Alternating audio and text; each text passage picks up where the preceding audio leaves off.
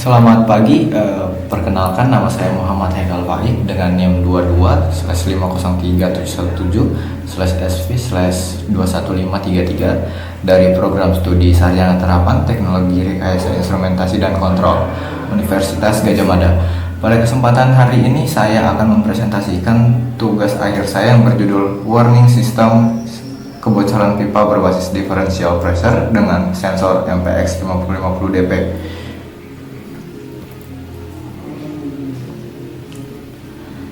Saya akan mulai dari latar belakang penelitian ini. Dimulai dari pipeline, itu merupakan sistem perpipaan, merupakan objek vital dalam distribusi fluida, terutama di industri minyak dan gas. Namun sistem ini sangat rentan terhadap kebocoran. Sebagai gambaran skala masalahnya, di Amerika Serikat saja tercatat lebih dari 3.900 insiden kebocoran pipa dengan kerugian lebih dari 8,5 miliar US dollar dan 210 korban jiwa. Di Indonesia sendiri, insiden serupa juga terjadi di Kalimantan, Sumatera, dan Jawa yang menyebabkan kerugian material sekaligus ancaman terhadap ekosistem. Penyebab kebocoran pipa ini ada bermacam-macam, diantaranya illegal tapping, erosi akibat partikel padat, dan korosi yang menurunkan kekuatan struktur pipa. Untuk mengatasi ini, saya menggunakan metode differential pressure, yaitu mengukur perbedaan tekanan di dua titik pipa. Saya memilih Venturi tube sebagai elemen pembangkit karena lebih tahan terhadap partikel padat dan memiliki pressure loss yang lebih kecil daripada metode lain seperti Oliphase.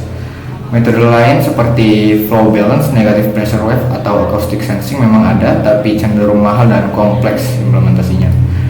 Solusi yang saya tawarkan menggunakan sensor MPX 5050DP dikombinasikan dengan Venturi tube, menghasilkan solusi yang ekonomis dan sederhana. Dari latar belakang tadi, saya merumuskan 3 rumusan masalah. 1. Bagaimana merancang sistem monitoring dan early warning yang lebih ekonomis dan lebih sederhana daripada metode lain. 2. Bagaimana sensitivitas dan efektivitas differential pressure menggunakan Venturi tube dan sensor MPX 5050DP dalam mendeteksi tingkat kebocoran secara real time. 3. Bagaimana keberhasilan sistem dengan mekanisme automatic shutdown menggunakan ESP32 dan relay dalam memberikan peringatan dini. Sejalan dengan itu, tujuan penelitian saya ada 3. Pertama, menghasilkan rancangan dan implementasi sistem monitoring berbasis differential pressure secara real time. Kedua, menganalisis karakteristik fisis dan akurasi sensor upstream dan downstream. Ketiga, merealisasikan mekanisme automatic shutdown menggunakan relay untuk memutus daya pompa secara cepat. Masuk ke landasan teori, prinsip dasar dari sistem ini adalah differential pressure sebagai indikator kebocoran. Secara matematis, differential pressure itu sama dengan pressure 1 atau upstream dikurang dengan pressure 2 atau downstream, yaitu selisih antara tekanan upstream dan downstream. Ketika terjadi kebocoran, keseimbangan tekanan dalam pipa terganggu. Munculnya gelombang tekanan dan nilai diferensial menyimpang dari kondisi baseline atau normalnya. Prinsip ini berlandaskan pada persamaan Bernoulli dan hukum kekalahan energi dengan persamaan berikut, dan juga persamaan kontinuitas dengan persamaan berikut juga, yang menyatakan bahwa semakin kecil diameter penampang pipa maka semakin cepat alirannya. Inilah prinsip kerja Venturi tube yang saya gunakan. Terakhir, konsep early warning system itu sendiri adalah sistem yang melakukan monitoring secara real time, membandingkan hasil pembacaan terhadap nilai threshold, lalu memberikan alarm dini sebelum terjadi kerusakan yang lebih besar.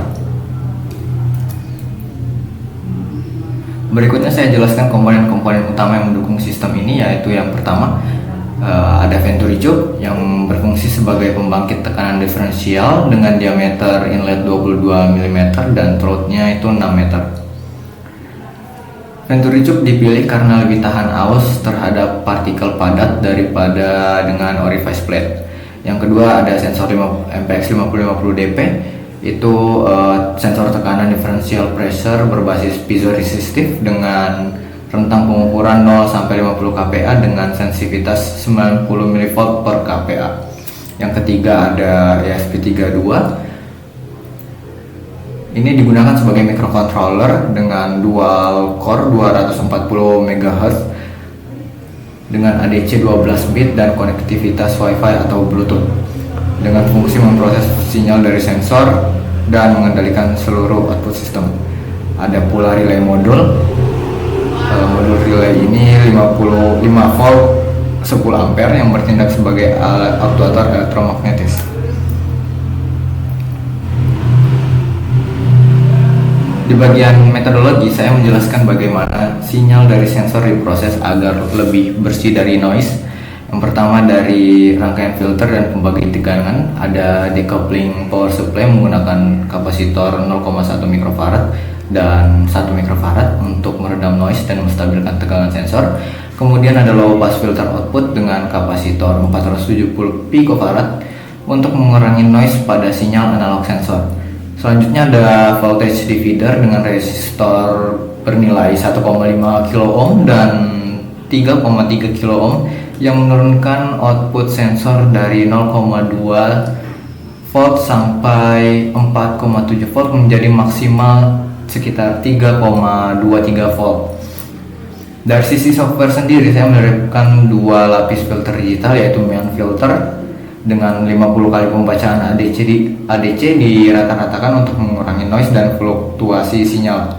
Lalu ada juga exponential moving average atau EMA dengan alpha 0,30 yang memberikan low bobot lebih besar daripada terbaru sehingga sinyal lebih halus namun tetap responsif.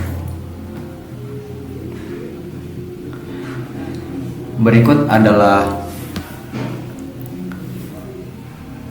skematik wiring lengkap sistem saya yang menunjukkan koneksi ESP32, DevKit 32C dan dua sensor MPX 5050DP. Secara arsitektur, alur data sistem ini berjalan dengan 5 blok fungsional secara berurutan. Yang pertama dimulai dari power supply, lalu ada blok input dengan dua sensor MPX 5050DP di sisi upstream dan downstream. Lalu ada microcontroller sebagai pengolah sinyal dan controller. Lalu ada blok output yang berupa LED indikator dan relay sebagai automatic shutdown jika terjadi kondisi kritis. Hasil kalibrasi dari sensor 5050DP saya ini menunjukkan hasil kalibrasi dengan 4 titik tekanan referensi menggunakan pressure gauge, yaitu 10 kPa, 20, 30, dan 40 kPa. Untuk sensor upstream sendiri, rata-rata pembacaan di keempat titik tersebut itu dengan mendapatkan error tertinggi sekitar 1,87% pada titik uji 30 kPa, dan untuk sensor downstream rata-rata error maksimumnya hanya 0,40% dari pada titik yang sama, yaitu di titik 30 kPa.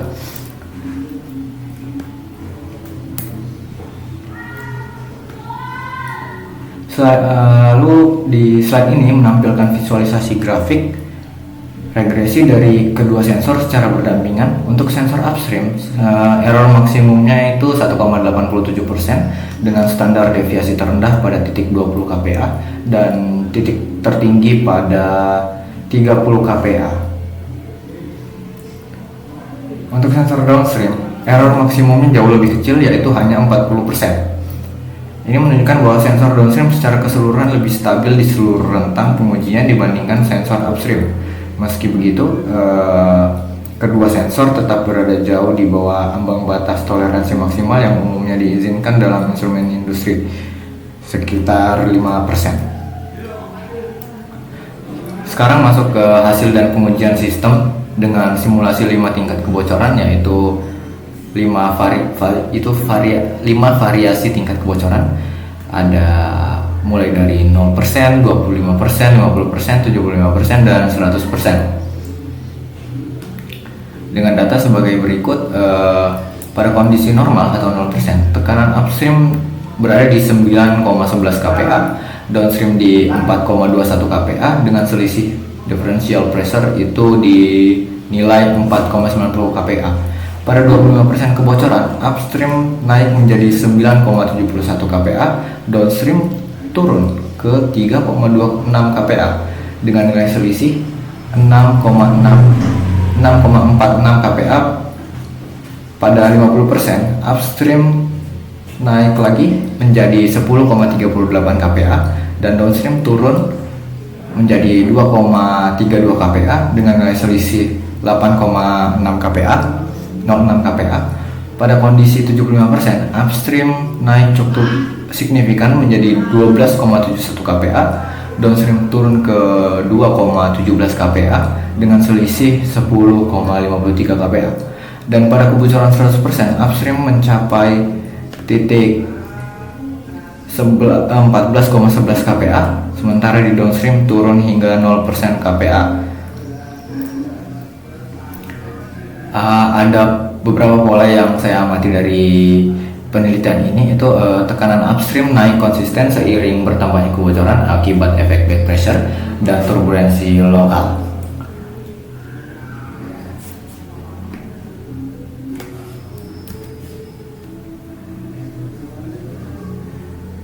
Untuk memodelkan hubungan antara persentase kebocoran dengan tekanan sistem, saya melakukan analisis regresi linear tunggal terhadap 3 variabel.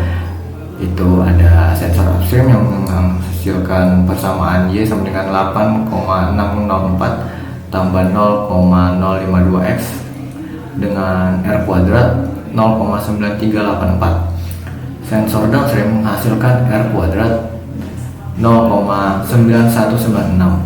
Sedangkan selisih tekanan menghasilkan R kuadrat 0,9649, yaitu nilai R kuadrat tertinggi di antara ketiganya. Yang menarik di sini adalah nilai slope differential pressure terbesar itu berada di 0,090. Inilah alasan mengapa saya menjadikan differential pressure sebagai variabel utama dalam logika kontrol ESP32 dibandingkan hanya mengandalkan pembacaan sensor upstream atau downstream secara individual.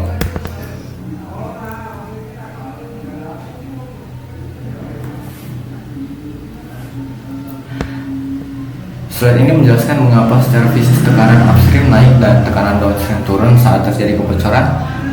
Di sisi upstream, fluida yang keluar melalui celah bocor menciptakan eddies atau pusaran turbulensi di sekitar titik kebocoran. Ya, ini menyebabkan penambahan minor loss yang menahan laju aliran utama yang memicu efek back pressure. Sedangkan di sisi downstream, sebagian massa dan energi kinetik fluida hilang melalui lubang kebocoran sebelum mencapai titik pengukuran. Karena selisih tekanan adalah akumulasi dari kenaikan tekanan hulu dan penurunan tekanan hilir sekaligus, differential pressure melonjak paling signifikan dengan slope tertinggi R kuadrat sama dengan 0,9649. Sebagai rangkuman performa dari keseluruhan sistem, nilai R kuadrat ini kalibrasi untuk sensor upstream dan downstream masing-masing adalah 0,99996 dan 0,99995. Error kalibrasi maksimum berada di 2%. Dari sensitivitas differential pressure sebagai indikator utama, differential pressure memiliki sensitivitas tertinggi terhadap perubahan tekanan. Dan dari sisi respon sistem elektronis, kedua sensor ini merespon perubahan tekanan secara konsisten. Dan variasi pembacaan terbesar terjadi pada titik uji 30 kPa.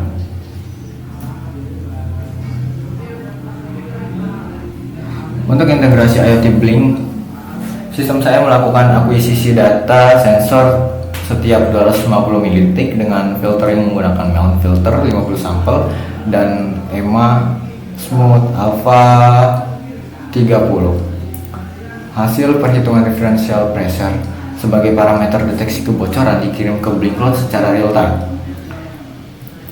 Fitur tambahannya adalah kontrol dua arah yang di mana pengguna dapat mengaktifkan atau menonaktifkan sistem melalui virtual pin serta reset status alarm yang terkunci melalui virtual pin V6. Untuk mekanisme auto start dan pompa, sistem melakukan stabilisasi awal selama 20 detik, kemudian trigger alarm terjadi saat 3 kali pembacaan berturut-turut lebih dari threshold kritis. Untuk kesimpulan dan saran, pertama terkait rancang bangunan validasi Bernoulli, sistem EWS ini berhasil dirancang menggunakan menggunakan Venturi Tube dan sensor MPX 5050DP yang terintegrasi dengan Blink.